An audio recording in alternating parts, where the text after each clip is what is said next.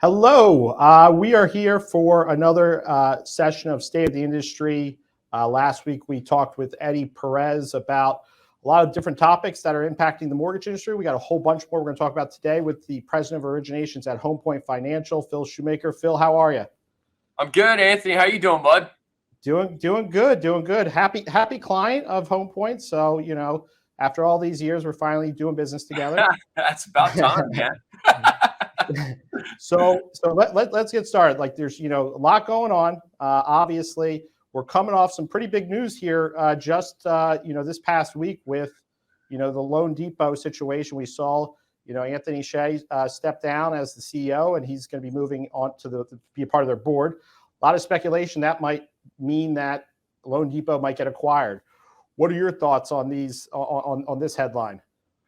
Wow. Well, I don't know specific to LD, but I will say overall in the market, this is when you typically see M&A, start to crank up, and specifically what's going on, man, is like I'll be direct. I think this is going to be the worst cycle since the financial crisis, and the reason is because as an industry we built up so much excess capacity, and it's always very painful to unwind that.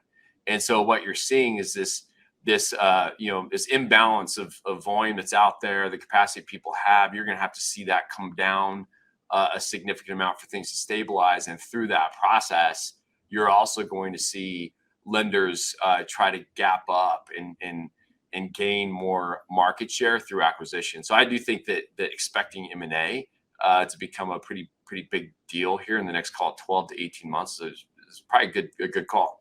Absolutely. So going off what you said, it's interesting. Like this is, we had really 2020, 2021 explosion of business. Everybody hired like crazy. You and I have talked a lot about some of the things that were going on in the market. Underwriters getting $50,000 signing bonuses, retention bonuses. So like there was not only this massive buildup within the industry, there was also a massive increase in the cost per person touching a loan, because there was this, everybody's fighting for people. So for you, when you evaluate this, what you just talked about, this wind down, it's not just the people part of it, like the headcount. It's also total cost structure has been elevated during this process. I mean, that's exactly right. And look, I will say a lot of that made sense because of from a business standpoint, from a lender standpoint, the opportunity that we all had in the market in 2020 was, almost probably a once in a lifetime opportunity. I mean, what you 100%. Saw there in terms of the volume opportunity, and it was pretty extreme. And so I don't regret. I think as an industry, there's no way to have avoided that. That is the nature of business in general. That said, I think that's another dynamic of the wind down that might be a bit nuanced in this cycle. Is to your point, not only is the capacity has the capacity been overbuilt to a level we've never seen, but it's been done so in a very expensive way. And so I can tell you the way that we're thinking about it is the lenders that like most cycles, right? That at least I've seen in the last 26 years. Is the lenders that are proactive at kind of managing that cost down, at managing that capacity down while protecting their best people and still being able to balance service on the other side of this come out really, really well. Absolutely. So when you think about the type of wind down, I think CNBC had an article last week that said year over year, March mortgage volume was down 50%. So that's obviously a big number. Headcount has not come down by 50% yet. I mean, obviously, the industry has not shrunk by that much yet. So, is that going to be something that plays out, you think over the course of the next 4 quarters, 6 quarters? What is that? What do you think that timeline looks like to kind of right size based upon where volumes are? Yeah, man, God, I wish I knew. I'll say this. I spent a lot of time talking to my peers and people within the industry that I respect, and I think you usually have a good read on this. And I think overall the consensus is pretty much this: is that hey, the next probably 9 months is going to be brutal. And the reason for that is you have these lenders that have made so much money in this last cycle that there is this kind of element of hope where in this you need to go through time and there's a process people will go through to get to a point where they actually start to make the hard decisions. And so that always seems like that takes a little longer than it should. And so I think that's probably the balance of this year and into Q1. And then after that, you probably see a more normalized market because a lot of the capacity will have been bled down to match the volume in the industry. And then at some point, you likely see a little bit of a recession, rates come down, and then the cycle repeats, man. It's the joys of being in mortgage. It's just up and down, and it's just never normal. Well, it's funny. You were at Caliber in 2017, 2018 when we went through nowhere near as severe of a market, but coming off 2016, there was definitely a major shrinkage of the overall market. Yeah. So you dealt with it then. Compared to this time, you're saying like this is much worse when it comes to how fast the market's shrinking. Yeah, multiples worse. And again, it's the extreme. I mean, if you look at what we saw in 2020 and then 2021, I mean, 2021 was actually bigger than 2020. And so you compare the size of that market, high fours, 4.7, 4 trillion, compared to, I think the latest round of forecasts from Fannie, Freddie, MBA has it in the low twos. And so you're to your point, you're seeing a almost 50% reduction in the market year over year. That's extreme. That's going to take some time for people to reconcile. Absolutely. So, we're from a pricing standpoint, I think right now, one of the things that we're definitely seeing is people's pricing models are massively all over the place. Like, we obviously are, more of a, I would say, LO, the business of distributor retail, or LO as people think of it, but in the broker channel. And, when I've been looking at comparing pricing with different LOs from different companies, some companies, the pricing is, relatively competitive, within 0.25% in rate type of situation. Then in other cases, we've seen like massive disparities. And for those situations, like, obviously we know margins are one thing, cost structures are another thing. Like these things are getting squeezed right now. But as I've talked to the LOs in those models, I've realized how much dysfunction is in the distributor retail model. We had one guy that had 3 LOAs and a processor for one person that was doing 10 loans a month. So I was like, wait, how did the company allow this to happen? There's too many people to support that kind of volume. That doesn't even include the underwriter or closer. You were in distributor retail at one point. How hard is that model going to be, in this situation with margin compression? Yeah, I love this topic. So, I mean, that's honestly why I joined Homepoint. I do believe, and it's really not, I do think we need to kind of change the terminology that we're using, because it's not like wholesale versus retail, like in the originator sense, like originators are somehow better when they're part of the wholesale model. It's actually not the case. It really is more an issue of alignment. And so when you look at retail, the problem that you have there is the way it works with compensation and their LOs, and the fact that there's not optionality, it ultimately leads to a misalignment with the consumer. And what I mean by that is the LO really, the fact that they don't have options, they can only go to that retail lender right off the gate. Right out the gate means the consumer, right? There's no choice there, and so the lender that they're aligned with is really their only option. And the problem that you have with that is, as I think you're learning, like it's very dynamic to manage production. It takes a lot of relationships. It takes a lot of time.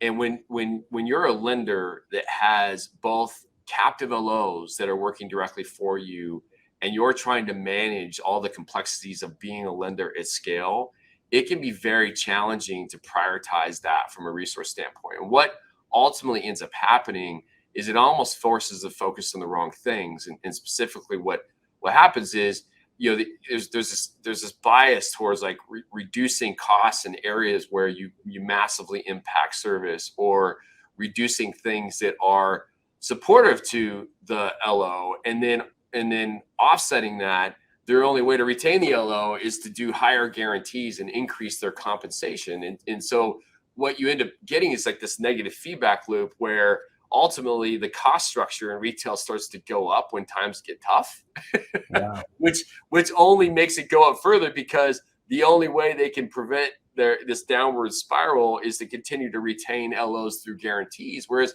in the case of wholesale, you have this like natural alignment that occurs between the consumer, the LO, and the lender, because the LO has options and they have the ability to switch from lender to lender. And so if a lender's starting to fall down on service, as an example, they can go over to this lender, right? And that keeps the lenders honest, and it keeps them focused. And it's also fair because the lender doesn't have to spend their time focusing on managing the relationships at the storefront with the LOs, which oftentimes it's a very entrepreneurial thing, as you know, as you're going through it now, when you're building production. And so having the lenders be able to focus on being the best from an efficiency standpoint, from a service delivery standpoint, while allowing the originators to do what's best in their market and be entrepreneurial and really win from an origination standpoint, ultimately results in a much lower cost structure. And because I know I'm going on a long time here, like I'll end with this. We spent a lot of time trying to understand this through data. And so we've actually spent probably the last 6 months going through the HMDA data from 18, 19, and 20. And the significance of 18 is that starting in 18, they enhanced the HMDA data set where you can now see wholesale versus retail, and you can also see the full cost structure stack of a loan. And what we see when you segment all the loans together, we compared top 10 in wholesale, top 10 to retail, and you segment them into like populations borrowers, where you're comparing low income borrowers that have a certain profile in wholesale to retail, that it's a like comparison. You see a pervasive benefit to consumers to the tune of about $8,000 per loan. Wow. In going through an originator that is affiliated with a wholesale channel versus going through an originator that's affiliated with retail. That's I mean, it's a big number. One of the things that like has, I guess, and this goes back to, it's not retail, like it's not LO retail versus LO broker. It's more just like, it's the model efficiency. Yeah, it's the platform. Right. So I guess like the thing that really stands out to me about wholesale's efficiency is they have a defined process. Okay. So when an LO or a broker is starting to work with that lender, they are learning that process. Now there's a feedback loop. You might say, hey, it would be better if you did this. It would be better if you guys did that. But realistically, you have to create your fulfillment model in the brokerage to like match or align with that lender's fulfillment model. And the way you do it is by, basically training, coaching, and you just go with it. But on the retail side, what I've learned happens is like every single branch runs their own model. They and basically the way corporate has taken care of things is like, the minute the LO says, well, if I have to do this, I'm not going to be selling. So they'll say, well, we'll hire somebody to do that for you. And over time, it's created this infrastructure of people that is really, really expensive. And the processes has never advanced, because the answers have always been, let's just add people. Let's not improve technology. Let's not focus on automation. Let's just, add the headcount. And this, in a market like this, I think right now is like I've seen with some platforms where the margin spread is so massive. And I've even been in conversations with LOs that are on conventional deals, pricing like your A paper, 80% LTV, 740 credit score. And they're at a rate that's, almost a full point higher. And then on top of that, they have to charge the consumer a point, which tells me like that's really out of whack. So, I think the interesting thing that we're going to see is like, at the end of the day, consumers are feeling the pain of high home prices. Home prices went up 20% year over year.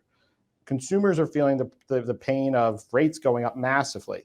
So maybe they wouldn't have shopped around for a broker 6 months ago when the broker was at 3% and the retail guy was at 3.75. But today, when we're talking about 5 and 6% interest rates, it matters because people are already at the max of their budgets. So I think that's going to be what could drive either retailers to come to the broker channel or consumers to pick brokers over or retail lenders. No, that's exactly right. I mean, if you look at this, that's the other nuance that we're dealing with that I think is so unique in this market right now is we've never been in this situation where you have all these things converging at once, right? You have this imbalance of capacity. You have this massive run up in inflation that has driven. If you look at, it's really interesting. If you look at the chart, the rate movements over time, like you don't think you've ever seen a period of time where rates have increased this much this fast. Like it's like just the sheer Never. slope of that trajectory is just shocking, right? And so then you layer that on with what's going on because of the inflationary factors, what's going on with home prices and the fact that affordability is becoming an issue and home prices have never really been this high. And it's really not as much due to speculation. It really is that there is a true imbalance between supply and demand. You can debate whether that's exacerbated by the investor situation, but the reality is you do have qualified buyers out there buying homes, and you got the dynamic of 25% of all offers or cash offers. It's like, it literally is the perfect freaking storm. But I think to your point, I mean, that's why I'm at Homepoint. That's like, we are strategically betting on the fact that ultimately, the wholesale platform will prevail in that environment because of what you're saying, and that the cost structure is so much lower, and the optionality that originators have when they're on that platform to be able to support their referral partners and ensure that they're consistently getting through this very tumultuous environment. Because keep in mind, there's going to be a lot of blood in the streets, man, with people shedding capacity like they're going to have to shed. It's going to be really interesting from a stability standpoint. And that's the other thing that causes wholesale to flourish in these environments is you have that hedge of being able to go from lender to lender. And I think to go back to your earlier question, you saw the same thing. This is exactly what I saw in 16. And part of why I came to Homepoint is when it gets hard, you see an acceleration of LOs moving from retail to wholesale, because it's almost required in order for them to continue to win deals, from their referral partners and support borrowers at these pricing levels, at these interest rate levels. Yeah, I agree. It's interesting because I talk to a lot of LOs that are in the retail channel. Like almost every day I'm talking to somebody that is an LO that's a high performing LO in the channel. The interesting thing is, like, none of them currently are concerned really about rates. Because the market's so tight, inventory so tight, to a degree, the home buyer has lost a little bit of their ability to shop around. The local listing agent, is going to pick the best offer with the loan officer that they recognize, and because they want a single throat to choke if something goes wrong. So, right. If you're that retail low, your buyer's offer is going to get accepted. I think the big thing for them isn't just like being able to like get lower rates. It's, can I control my client experience? And this is like the misconception that you and I've firsthand saw it over the last 6 months with our relationship, is like the perception is like you can't control the customer experience, the loan, by working with a wholesale lender. And while at one point that was true, after the housing crisis, I would say, when companies like Provident were the top wholesale lenders, like, yes, that is actually accurate. Today with, lenders like yourself, United Wholesale, EPM, PRMG, like these are companies that have retail in their blood, but they're wholesale lenders, and they're LO centric, so they understand client experience. I've worked with your team, and our team's worked with your team to like almost customize our client experience and our team member experience so that we have the highest efficiency possible, closing loans on average in 11 days. When you think about that, coming from where you were at Caliber on the, obviously you oversaw retail, wholesale, multiple production lines. Today in wholesale, that client experience is where the competition's happening between wholesale lenders. Is that what you're seeing? Oh, absolutely, man. And like in the thing that's funny is I remember that, and I think that kind of underlying kind of tone is still out there around wholesale. The wholesale platform as an originator, you lose control of your experience if you're on the wholesale platform, and it couldn't be further from the truth. And again, I go back to the reason, and this, it's like, hey man, like if I as the lender can't support your business, right, then ultimately you go to another lender. It's that optionality that crazy as it may seem, creates or gives you the control and creates the alignment. And then you layer on the fact, and this is, I think, what has changed. Because right, if you go back to post the financial crisis, the wholesale segment of the market got so small that you never really had scale. And so what would happen is anytime there was a little bit of a refi boom, people would just blow up because the lenders in wholesale were so small. There was no scale lenders, and but 100%. that's changed. And so now you have scaled lenders that have a lot more, I'll say, elasticity in terms of their ability to support the spikes that we'll see in volume. And so that I think has created a little more stability with the options you have in wholesale. But no, I totally agree with you. If you look at where the state of the wholesale industry today, and to be clear, I don't think there should be one winner in wholesale. I'm part of, as a lender, I'm part of the wholesale channel because I believe that optionality is key. I believe that there should be multiple lenders in wholesale that are viable, that are capable of supporting originators in both their efficiency from a pricing standpoint as well as service. And that ultimately will be wholesale's advantage, and why you see it continue to grow market share year over year over year. I can't agree with you more. Matter of fact, I would tell you that like right now, at this point, I would say our client experience is as close to the same with our top 3 lenders as I've ever been at any point in my career. We've got it really, really dialed in. And to me, the optionality really comes down to, of course, pricing is always going to be a factor in the wholesale channel. Like that's the luxury of being a broker, is you have the ability to have that accountability. Also, client experience. If a lender drops the ball, they're not going to get the next loan. So they know they got to make it up because it's not a captive retail relationship. But the other part of it is like from a product standpoint, we've been able to like work with, specific lenders. We've worked with different lenders on being able to do things that maybe some other lenders aren't willing to do. Maybe, whether it's a credit box that they're willing to go to, DPA programs. And we've been able to say, hey, listen, we want to build a relationship with you. If you can give us, a little bit more risk, we can give you more volume. And I think that's the changing of the guard that's happening now versus in previous markets where maybe retail guys would say, I need to stay here because DPA programs, where those programs are now more readily available. Well, what you're seeing there, and I agree with you, this is relatively new, probably over the last 3 or 4 years.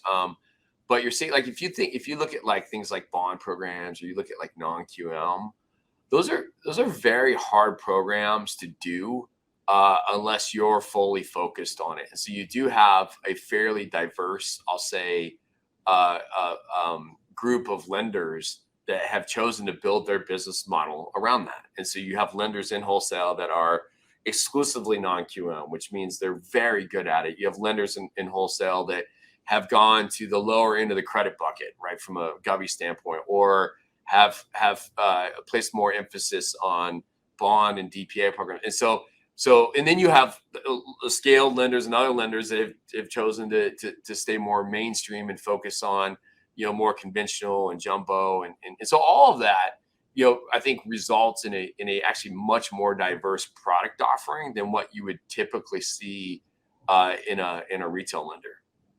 Absolutely. I agree with you completely. So, I guess, transitioning a little bit and talking about, other market factors that are a big deal right now. MSR values highest, they've been in, from a multiple standpoint. We're seeing some like lenders really get big right now. We're seeing, Freedom could become a $1 trillion lender. Mr. Cooper could become a $1 trillion lender. PennyMac, like these companies are getting really, really big. When, I think about the refi booms, I think like part of the reason why companies like Quicken and Freedom, are at the top of the range in all markets is they already have this massive database. Like their speed to be able to effectively refi people. They don't have to do mailers. They don't have to like buy leads. They already have the whole database and they know their rates. They can just start working those refis. Right now, we're in a situation where we have rates very high for an LO. I think like, when you think about this, the customer today, this could be not only 2 to 3 referrals in the future, but on the way down, if we're at 5% or 5.5%, this could be multiple refis in the future. So what advice would you give to an LO today when they think about database? Oh my God. I would say, well, one, I think that's the that is the real opportunity. Like speaking opportunity, like on the positive side of things here, getting away from the doom and gloom of the market we're in. To your point, like this is going to create another 6 or 7 year cycle. And so the next, call it year to 18 months, is going to be really, really hard, which is why the way people should be thinking about it is your goal right now should be to prepare for the next cycle, not win in this cycle, because you can't win in this cycle. like the best thing you can do is hunker down, be very efficient, and really focus in on your purchase business, develop your referral partners, and to your point, build that database. Because what's ultimately going to happen, I actually think, there's a couple of good friends of mine that I know and we talk about kind of what the market's going to look like on a go forward basis. And we used to be in this like if you look back at the cycles over time, it's like you see these refi booms every few years. You see, a really tough segment, and then it kind of gets a little better, and then you see a boom, and then the, 2 or 3 years of boom. And then I think actually that's changing, in that you're seeing the efficiency that you're seeing in the market, in the ability for originators to I'll say pounce on their customer database and refi those customers when the market is right to do that.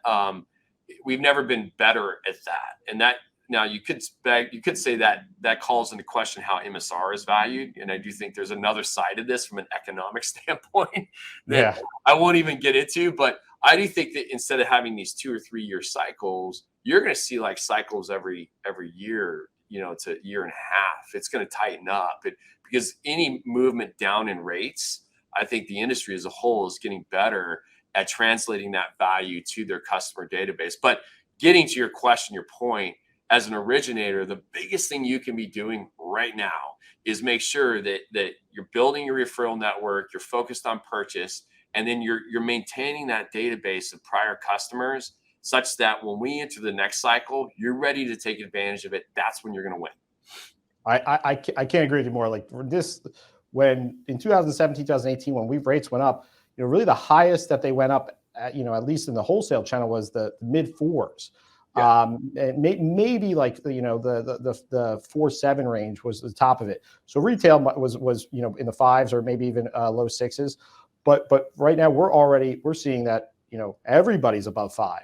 That's so right. Like on the other side of this, the ability to like build up that database. I think your point was, it's not that you can't win in this market, meaning win business. It's more, you're not going to get rich in this market. No, right. So yes.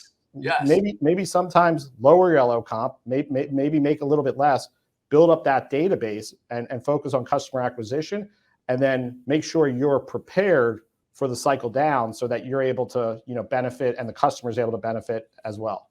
That's correct. Like, let me restate, it is about customer acquisition right now, not making a ton of money.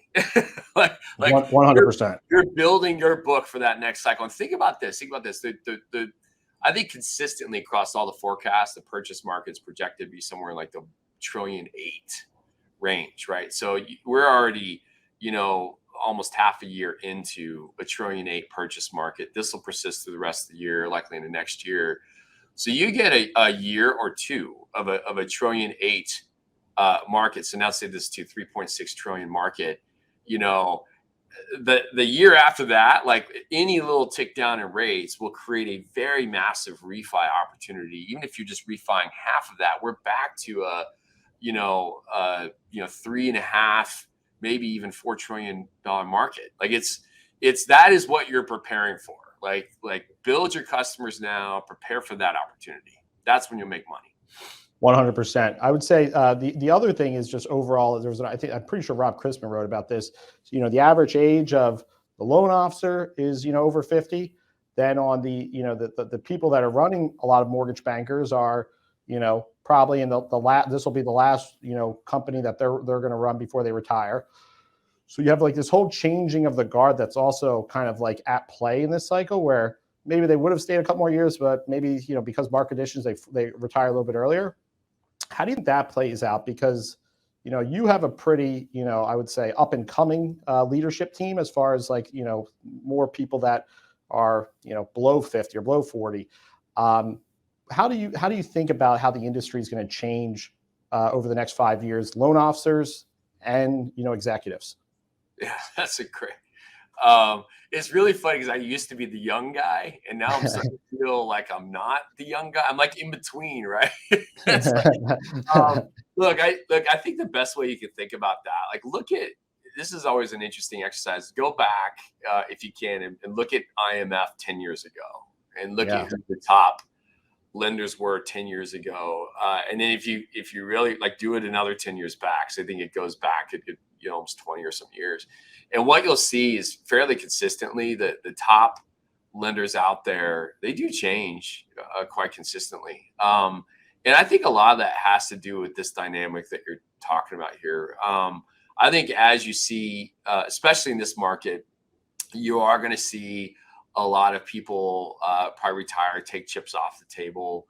That's going to present opportunity for kind of the next level leadership to kind of step up. I think that's going to, obviously change the competitive dynamic and the lead tables. I think that always has, an impact on that. I do think that overall there still is a concerning, I'll say, issue within the industry that we're not doing the best at bringing new people into the industry and training them. It's something I'm very passionate about. I know you are as well. I think as an industry, like we really need to think about that. Like at some point that will become a problem. And I think that's not only, like, to go back to your earlier kind of question around the cost issue in the industry and how overinflated it is. I think that's one way you solve that, right? Is you start to, as people transition out of the industry and retire, anyone, originators, lenders should be looking to start to backfill some of that talent and that capacity need with new people. And by the way, and I think when we do that, we should have a little more thought in making sure it's diverse. Yeah, absolutely. Because I do think that still is a pervasive problem within this industry, is the overall diversity. And so I feel like personally, like, I'll just use Homepoint as an example. We do focus a lot of our energy on that. We focus our energy on making sure that we're thinking about kind of that next level leadership, bringing new people in. We're doing it in a way that promotes diversity. And I believe that will be one of our advantages over time. I think that's something that a company can use to their advantage. Yeah, I agree with you completely. I think one of the things that have hurt this industry in a big way is like sort of what's happened at Better.com. It's like, here's this vibrant, cool company that from a brand perspective, that hired a lot of people from outside the industry, and unfortunately they just miscalculated in their strategy and they had mass layoffs. So not only does the brand suffer and the business suffers, but really it kind of is a black eye for the industry as a whole, because it's like this whole thing played out on social media, like very publicly. I think for the forward-looking organizations, if this isn't like one of your top 3 priorities, is how you're bringing new talent in the industry in a sustainable, non-market driven way, then you're not going to be, like you said, that every 10 years you go back, every 10 years we go forward, you're not going to be one of those top companies if you can't do that, at a high level. Couldn't agree with you more, man. So last question here before we wrap up. Obviously we talked a little bit about, the difficulties and the challenges that are ahead. We talked a little bit about, the past, right now, as far as, priorities for you currently, client experience, team member experience, we're going into the purchase season. What's your number one priority?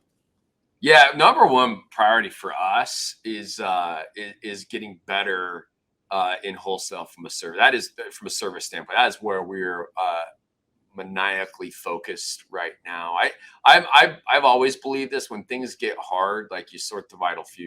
You figure out what your priority is, and you get everyone aligned and focused on that. And so that's where we're focused. Secondary to that, we do think that I think that from a product standpoint, there's some really cool stuff coming out. We got some announcements coming out around products that will help with the cash situation that we're all experiencing, and arming financed buyers to compete with cash buyers. I think that you're going to see things like that, like really nuanced, not products in a traditional sense from a guideline standpoint, but products in a sense of how to kind of better serve the purchase market and allow buyers to compete with cash buyers. And so that would be kind of our secondary priorities. Like how do we actually arm our partners with tools to be more competitive in today's market where it really, really matters, which is purchase.